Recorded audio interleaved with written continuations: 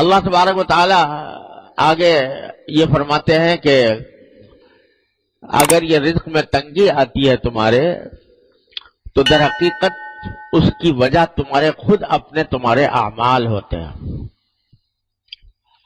رزق میں تنگی کے دو مطلب ہیں۔ ایک مطلب تو یہ ہے کہ آمدنی کم ہو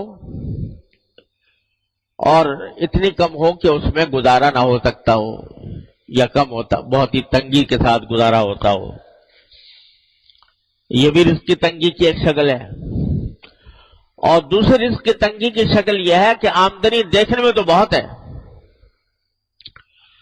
لیکن برکت نہیں ہے، اور اس کا نتیجہ یہ ہے کہ ساری آمدنی ہونے کے باوجود آدمی ہر وقت کسی نہ کسی الجھن میں گرفتار ہے۔ اور آج کل یہ صورت بہت کثرت سے پیش آتی ہے۔ اچھے خاصے مالدار لوگوں کو جن کی آمدنیاں بہت زیادہ ہیں، ان کو بھی یہ شکوہ کرتے سنا کہ پتہ نہیں کہاں سے پیسہ آتا ہے، کہاں چلا جاتا ہے۔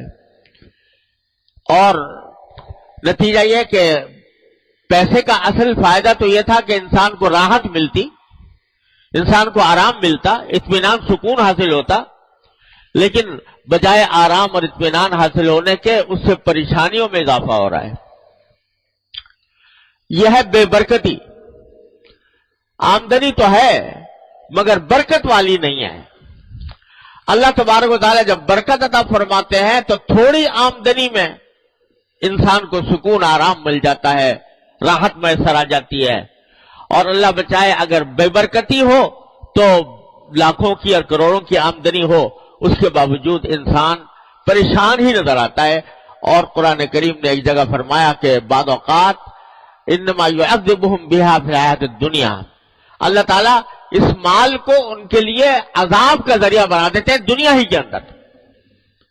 یعنی مال تو بہت ہے لیکن مال کی حصول میں، اس کی تلاش میں، اس کے سرگرداں ہیں تو اس میں دن کا چین میسر ہے، نہ رات کا آرام میسر ہے، نہ بیوی بچوں کے ساتھ وقت گزار سکتے ہیں، نہ اپنے گھر والوں کے ساتھ اطمینان کے ساتھ بیٹھ سکتے ہیں، راحت میسر نہیں۔